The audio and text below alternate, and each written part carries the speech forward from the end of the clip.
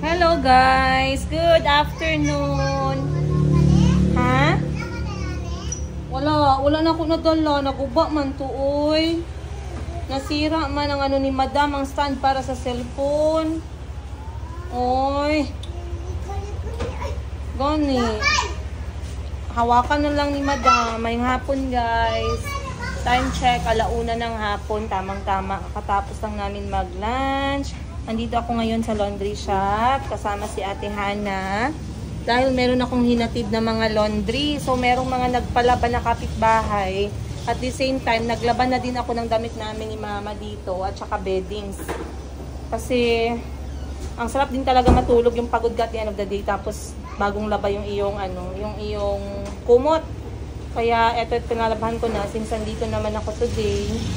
Pero ngayong araw, ako ay pupunta sa isa sa pinaka magaling na manghihilot dito sa Jensen. Hindi ko pa ito na-try actually, ngayon pa lang. Kasi si Mama talaga, kinukulit na naman ako na dalhin doon si Mayumi bago ko daw dalhin sa doktor. So dadalhin ko dapat si Mayumi sa doktor ngayong linggo. Pero ipapahilot ko muna siya, then dadalhin ko siya sa doktor para inayos ko muna yung aking schedule. So eto guys, hindi ko alam kung mga taga Jensen nanonood ng video ko. Henry ang pangalan na maghihilot. So, si Kuya Henry, talagang pinupuntahan dito ng mga taga-Jensen, no? Mga adults, mga bata, nagpapahilot talaga sa kanya. So, titingnan natin ngayon, first time ko, pupuntahan namin ni Mayumi. So, pinakuha ko muna si Mayumi kayong kasama si Ate Grace para mas maaga kaming matapos. And then, dadalhin ko na lang din si Mayumi kay Mama para magkita sila ngayon, guys. Medyo mainit ngayon, pero alhamdulillah, meron naman nagpalaba. And I wanted to, gusto ko makipag-chika sa inyo kasi nga, yung sa last episode ko, ang daming nag-comment na magkakabalikan kami ng, about sa pagkakabalikan namin ng aking ex or yung tatay ng mga bata. Madam, sabi niya, Madam, natutuwa ako magkakabalikan kayo, ganun na sabi. Magkakabalikan kami. So, ayun nga, ako'y nagtataka dahil sabi ko naman, nag-uusap lang kami. Sabi ko naman, ako lang ay makikinig at makikipag-usap. Pero wala namang mga ganun, guys. So, kalmahan muna natin ang ating mga puso at isipan. Baka mamaya nag-overthink na ang all, no? Pero bago tayo mag-chika-chika bells, mag-update muna ako sa inyo dito sa aking munting negosyo. Kasi nga, ngayong linggo, eto talaga yung topic namin ng mga kapatid ko. About sa possible negosyo na hindi nga siya demanding pagdating sa oras at saka sa energy. And kung ako yung tatanungin ninyo, I'm not sure, not everyone will agree with me, pero I am very, very happy sa ganitong negosyo, itong laundry. Hindi man siya katulad ng iba na araw-araw malaki yung benta, malaki yung pera, pero araw-araw merong customer. Ayan. Kasi nga, sabi ko, ayoko ng kusuga po sa mga nag-aagi diri atin, no? Bulhot, no? So, sabi ko nga, ayoko na negosyo na very demanding sa oras. So, sabi nila, bakit yung laundry shop ba hindi ba demanding sa oras? So, i-explain ko sa inyo bakit hindi siya demanding sa oras and bakit hindi ko nararamdaman na demanding siya sa energy. Okay? So, etong mga machine guys, sa mga hindi nakakaalam nitong mga laundry machine, para ma-explain ko sa inyo ng maayos kung bakit ganun na lang yung pananaw ko about sa laundry. Etong mga machine kasi ngayon guys, lalong-lalo na itong LG natin. LG, ano nga to? Giant. LG Giant. Meron kasi ito siyang mga nakaprogram sa loob nito. May program na yan siya.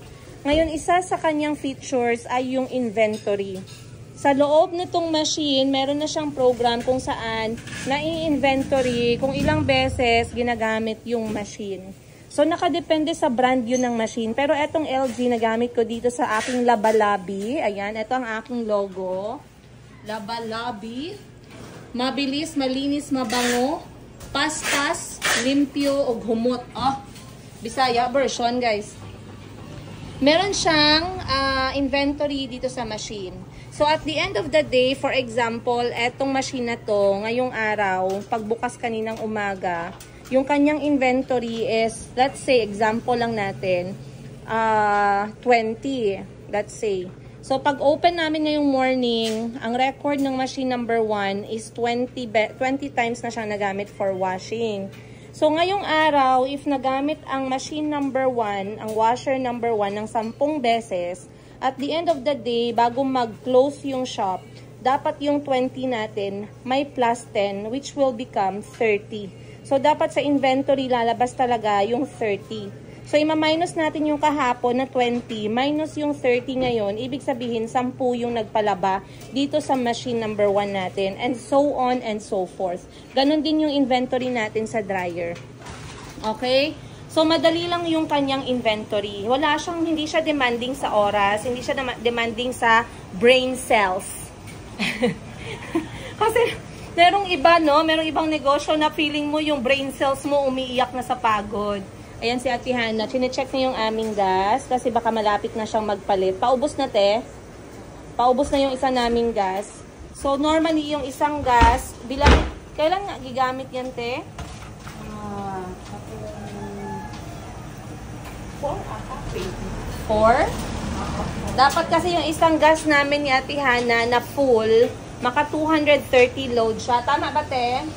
230 loads bago kami magpalit sa next namin na gas. So, yun ang ginagawa ni Ate Hana. Chine-check niya pag paubos na. Pero yung mga ano kasi dito sa shop, madali lang siyang i-inventory. So, for example, sa gas, 230 loads, i-total mo kung ilang loads yung naabot bago naubos. So, for example, it can be 20 days, 10 days, depende kung gaano kadaming beses ginamit yung machine. Okay? So, pagdating naman sa sabon, hindi ako nag-i-stock ng sabon at Fabcon na sobrang dami. Nag-i-stock, ha?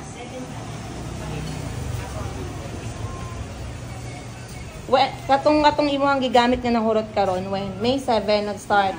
So, dapat sa May 7, imo hantod karon nimo na wash. 1K daw, i-add daw. Busy ka. Kuha daw calculator. Asa imong May 7? May 7, imo siya gigamit? Katong karang na empty karon? Oo. Sige daw, i-add daw imuhang wash sa... Ay, murag po, madam, kanang bago, nagipalit na to. May 7.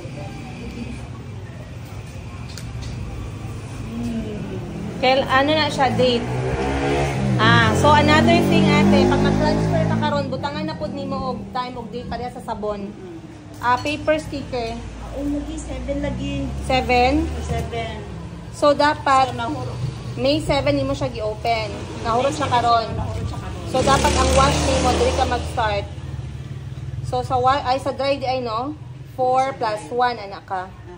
4 plus 1 plus 8. Tapos sige daw te, i-add daw. Dili ka start sa 7 ha. Until karon na adlaw. Sorry guys ha, nagbisaya ako saglit.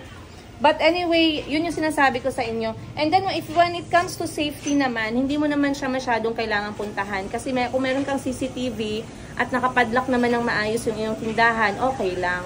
So pinupuntahan ko lang itong shop, siguro once a week, ganon. Siguro malala. Once a week. Pero kahit hindi ko siya puntahan, pwede ko kasing ipa-cash out. When you say cash out, kukunin yung mga nabenta. Yung sales. Kukunin yung sales para ma-deposit sa bangko. So for me, I love laundry business. And I like it. Kasi ano na siya part na siya ng needs natin ngayon. So may nagsasabi, ano yung mga discouragement na naririnig natin, na discouraging words about laundry. Number 1, malaki yung kapital. Totoo, malaki yung kapital ng laundry business. Nasa 3 sets lang, tapos pati yung mga installations, technical, gas line, water line and everything. Siguro aabot tayo ng mga 800,000 pesos for 3 sets. So pag sinabi kong 3 sets, 1 set, 2 sets, 3 sets. Nakaset kasi yan siya eh. Okay? So, malaki yung capital, number 1. Totoo yan. Number 2 na discouraging words na sinasabi nila, matagal ang ROI. Totoo din yan. Kasi kailangan mong i-build yung negosyo. Depende sa location mo. So, for me, kapag maganda naman yung takbo ng negosyo mo, pinakamabilis siguro 1 year and 9 months mag-ROI ka na. Kung medyo matagal, siguro nasa 2 years to 3 years. Pero lagi mo lang trabahuin, maghanap ka ng way para makahanap ka ng mga kliyente mo, mga customer mo na magpapalaba. Lagi ka mag-isip kung paano papatok yung iyong negosyo. Number 3, ano pa ba? Yung mga discouraging words na 163? Kulang eh. Ang today. Pero wala pa yun siya sinahurot. Ay, dapat at least 230 eh.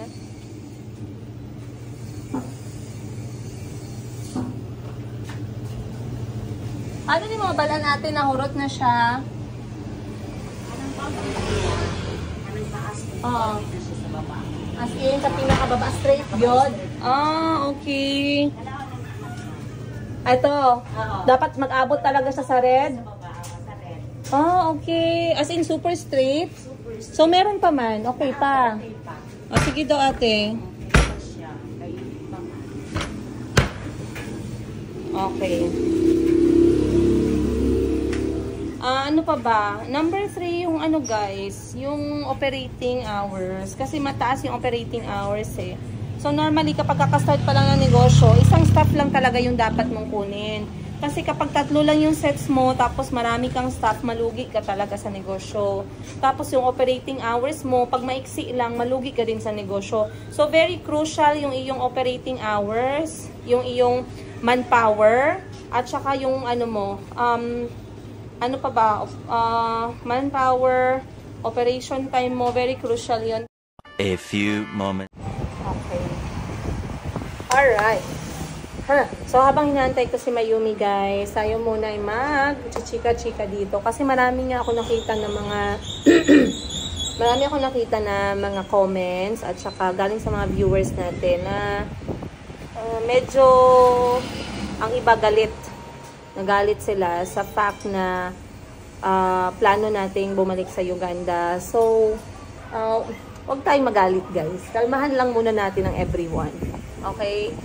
Dahil ang pagpunta ko naman sa Uganda, marami ding reason. Okay? Siyempre, minsan iniisip natin, hindi naman natin malalaman talaga yung ano talaga yung mangyayari. Sabi nga nila, mahirap magsalita ng patapos. Pero pupunta tayo sa Uganda, marami akong kailangang asikasuhin. At marami tayong transaksyon na kailangan nating i-prioritize. Unang-una is ang aking bahay na nandun. Ang bahay namin ng mga anak ko na nandun. Hindi ko siya nakitang gumagalaw, guys. At iniisip ko kailangan kong ako mismo ang mag-asikaso doon bago ko siya iwan. Para hindi masayang yung property.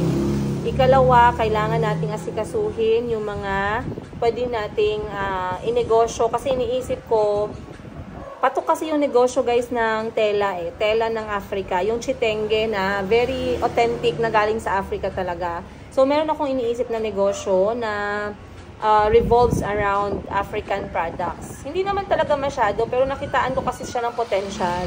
So other than pag kwento-kwento natin habang nasa Uganda, Africa tayo, pwede din tayo magkaroon ng mga kukonting negosyo here and there. Of course, ang mga gawa ni Maring Sara, no? Masasali din sa ating pagbebenta-benta. Pero maganda din naman talaga yung mga gawa ni Maring Sara. And other than that, ay ating gagawin ko yung mga bagay na kailangan nating gawin na hindi na dapat pang ipaghintay. Alright? So, like I said, pag-uusapan muna namin. Hindi ko alam kung saan hahantong yung aming pag-uusap. Sa ngayon, iniisip ko lang muna na, of course, yung magiging focus ng usapan talaga yung mga bata. At paano sila masusustain yung mga needs. Pero sa ngayon, ayoko muna mag-overthink malala about sa kung ano yung kahinatnan. Ang importante, mag-step by step muna tayo. Step by step muna tayo ng kailangan natin gawin. May pa lang naman, guys. So, iniisip ko na pumunta na soon, pero dahil nga marami pa tayong kailangang i-arrange, hindi tayo agad-agad na lilipad. But I'm thinking, most probably, if God allows, siguro nasa 3 buwan, 4 na buwan, or 3 buwan. O, hindi ko nga alam eh. Baka masyak na lang kayo next month, nandun na ako eh. So, titingnan muna natin. But anyway, hi guys!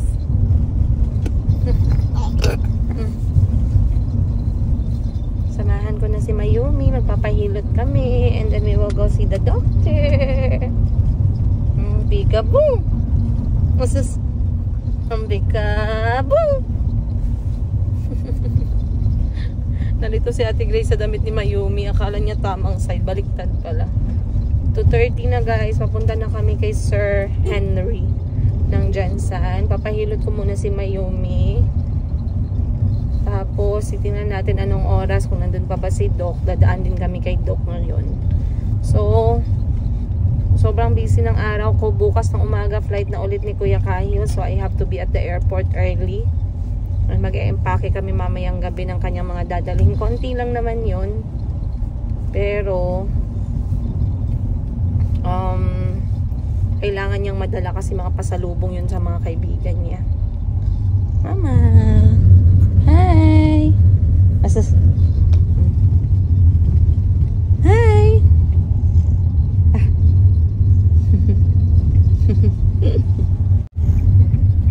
Hi! Asas... Hi, Mayumi! Hop! Hop! Hop!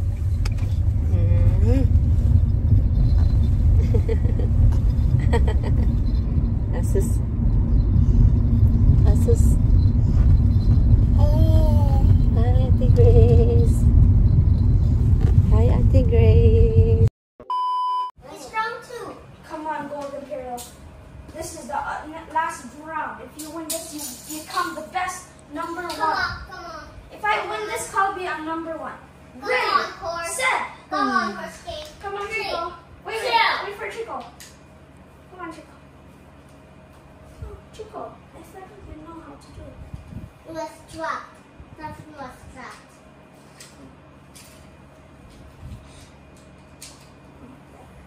I'm going to do a fast launch so I win. I'm using all my strength here. Ready, set. 3, 3, 2, 1. Ready? Did you do Come that? on, rip, Chico. Oh, Chico got a bad lunch. Oh, what am I? Come on, Cayo. Come on. You can do it. Use all your stamina, all your strength. Let's go.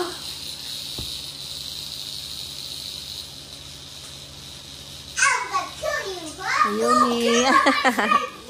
Happy to Hi. Hi.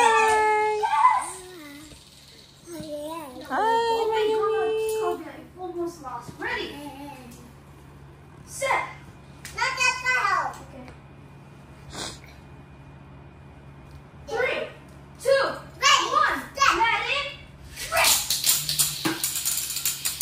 It's gonna hit your sister's feet. Mayumi, come. Come on, this is Mayumi. Yes. Go this way. Kaya. Hi. Mom, what's last? Hi. AI. Mahulog ka. Mahulog ka. It's your last breath. Mahulog ka. When you go under the water, you can. It's your last breath under the water until you die. Chico, stop. Kahil I can see. Kahil I can see. Ay, nako. I won. Bumalik kami sa bahay ni Mami Shinshin kasi dito mas malapit kami sa airport. That's the wrong way.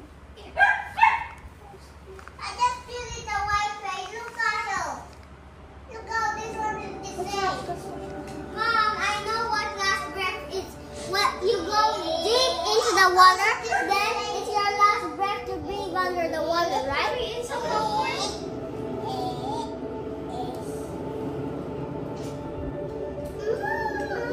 Three, two, one.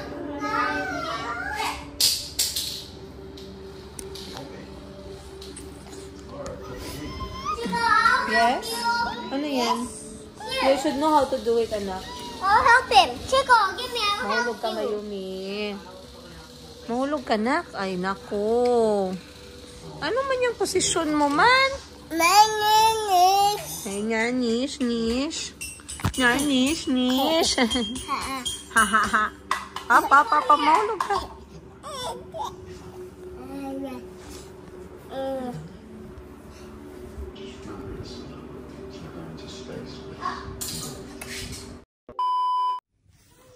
Alright guys, alas 9 na and pinapatulog ko na yung bata kasi bukas early pa si Kuya Kahil sa kanyang preparation para sa flight niya. But before that, I wanted to show you guys kung ano ang laman ng kanyang hand carry.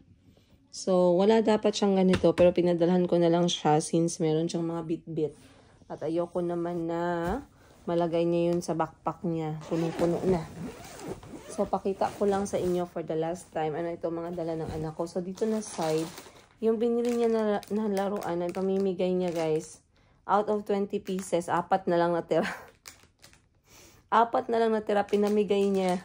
So, hindi ko alam anong nangyari kasi hindi ko naman siya, hinayaan ko naman siya magdesisyon about sa mga laruan na ipamimigay niya. Pero binigyan niya yung mga pinsan niya, binigyan niya mga kapatid niya. Ngayon, 4 na lang po. Hindi ko alam kung kakasya ba yan sa mga kaibigan niya. And si Madam Sheena, meron siyang pinabit-bit. Hindi ko alam kung ano tong pinabit-bit niya. Wala bang ganito? Ano to? Baka mamaya mapagalitan kami nito sa immigration sis ha. Nakabalot, may pirma pa. May mga sulat pa. Ano ba to sis? Bakit ganito to? Ano ba itong mga pinadala niya? Ano to sis? Silupin? Walang silupin dyan sa Thailand sis? Walang silupin sa Thailand? Bakit ka napabili ng silupin to sa Jinsan? Yung silupin pa namumurahin no? Yung klaseng bansa yan. Walang silupin dyan. Napabili ka talaga dito? Ano to? Ang sikreto ng mga senior citizen. Pao di Arco. Yung ate ko talaga. At nagpadala din siya ng, sis, uwing-uwi ka na ba? Or naglalaway ka, nagkikrave ka? Buntis ka na ba? Nagkikrave ka ba ng binignit, sis? Bakit ka nagpadala ng landang? Saka dami-daming pwedeng padala galing Pilipinas. Landang talaga. At 1 kilo, guys, ang pinabitbit niyang landang. Hindi lang isa, dalawa, kundi 1 kilo. Another Pau Liniment. Ay, hindi. Oh, Pau Liniment Classic. Dapat iba't ibang flavor pala. And of course, ang kanyang keratin hair mist. Bahala, walang pera. Basta kumikinang ang buhok ni Madam Sheena. Ano to sis? More silupin. Explain mo sa akin to sis, bakit kailangan mo ng silupin sa Bangkok? Bangkok is one of the shopping capital of Asia. Tapos kailangan mo ng silupin galing Pilipinas. Ipako na rin to sis, kaya baka mamaya magalit ka na hindi ko sinama to na silupin. At higit sa lahat, 2 kilong landang. Hindi ko alam anong tawag niyo sa Tagalog nito. Pero ito ay yung ginahalo niyo sa binignit para maging pula siya. Please, please, please, I'm coming. Pinapatulog ko yung mga bata, guys. Kahit hanggang ngayong oras ng tagtulog na, sila pa ay nag-aaway. Nag-aaway, namimiss na isa't isa. After 5 minutes, nag-aaway ulit. Sana all. So, impake natin to kasi baka mamaya magtampo yung ate ko at hindi niya mahagilap itong kanyang mga pinabitbit. Ayan. Then, of course, andito din yung mga pinamili ng anak ko na mga snacks sa kabilang gilid. Kukunti lang talaga siya, guys. Magaan lang talaga siya. As you can see. So, eto na yung kanyang Pillows Oishi, yung kanyang Super Crunch. Something salty, something sweet, something gummy. Ayan, yung kanyang bubble gum. Tag-2 pack to, guys. Tag-1 na lang po ang natira. Hindi ko alam saan niya dinala yung iba. Pinamigay niya din siguro. Then, ito yung ibibigay niya sa kanyang, sa ano ng daddy niya. Special someone. I'm coming. And, meron pa siyang natira ditong laruan. Yung parang, ano, para siyang tool, pero plastic. Pero yung kanyang Beyblade, guys, 1, 2, 3 na lang pala natira. Tawa ako ng tawa kasi 20 pieces yan, 3 na lang. Dadalhin mo po ng Thailand yan. Sabi niya, okay lang daw. Ayun ako, itong anak ko talaga. So anyway, ito po lahat yung aking prepare. Wala naman siyang 7 kilos. Kasi nga, ayaw namin, ayaw ng tatay niya na i-stress siya pag nagbabiyahe. So, other than yung backpack na nadala, eto lang. Parang mga nasa ano lang to. Ayan o. Parang mga nasa 6 kilos. Mabuti na rin masanay siya na may bit-bit siyang ganito, guys. Hand carry. Kasi nga, hand carry ba to? Hand carry naman talaga to. Kasi, kapag nagbabiyahe siya mag-isa, dapat sanay na siya na lagi siyang merong bit-bit. Ayan. So, sa backpack niya, ang dala niya na lang doon ay mga documents niya na gagamitin, which is yung passport niya, mga papers na print ko na, passport copy ng tatay niya, ID ko, merong ganun, travel, consent to travel, and of course, A few time check, mag-alas 10 na, it's my bedtime. Hindi ko ba alam, pero nagpapasalamat naman ako at before 10 p.m. nakakaramdam na ako ng antok. So, right now, dahan-dahan ko nang napifeel na ako inaantok na talaga. Matutulog na rin ako tabi ng mga bata, and tomorrow magigising ako ng 5 a.m. Nagpa-alarm na ako ng alas 5 guys, kasi nga gigising tayo ng maaga para suklayan si Kuya Kahil, mag-conditioner ng buhok niya, i-prepare siya for the travel, and then by 6:30 kailangan makalabas na ako ng bahay, and by 7:30 dapat nasa airport na kami. Magda-drive-thru pala ako ng guys, magda-drive-thru ako ng Jollibee, kasi yun lagi yung gusto niyang dalhin kapag nagta-travel siya. Wala na rin kasi siyang time bumili pa, kaya tayo na ang bibili. But before natulog si Kuya Kahil, nag-video call kami ng tatay niya. Kasi sinabi ko sa tatay niya, natanungin ulit si Kuya Kahil kung ano ba yung gusto niya sa buhay niya. Otherwise, ayoko na pinipilit namin siya sa something na ayaw niya. So, kung gusto niya ba talaga yung soccer, this is now the time na kailangan niyang harapin. Kasi good and professional players are not made in a day. They don't it's the foundation is so strong. It's almost like parang, alam niyo yun, parang on fire sila for something that they really want. So ngayon, sabi ko sa tatay ni Kuya Kahil, ni-remind ko ulit siya na now he has a lot of work to do kay Kuya Kahil. Sabi ko sa kanya, this is the thing that you wanted for your son. Even when I was still pregnant with him. Hindi ko pa napapanganak si Kuya Kahil. Ito na yung gusto niya mangyari. So ngayon, he has to prove it. He has to really talk to Kahil. They have to work together. Otherwise, kung ako guys, wala talaga ako sa sports. So nag-usap kaming masinsinan. Sabi ko sa kanya, kailangan na nilang upuan together, mag-eye-to-eye talk na sila ni Kahil. At pag-usapan na nila yung magiging future when it comes to sports. If sports ba talaga. Kasi the time is very fast. Hindi natin alam. Ayan, umiyak na naman si Chico. The time is very fast. 12 na si Kahil ngayon. His foundation should have started already 2 years back. So, titingnan natin ang magiging update for the next year, guys. I'll go now kasi nag-aaway na naman yung mga bata. Umiyak na naman si Chico. Matutulog na din tayo. So, I'll see you guys tomorrow.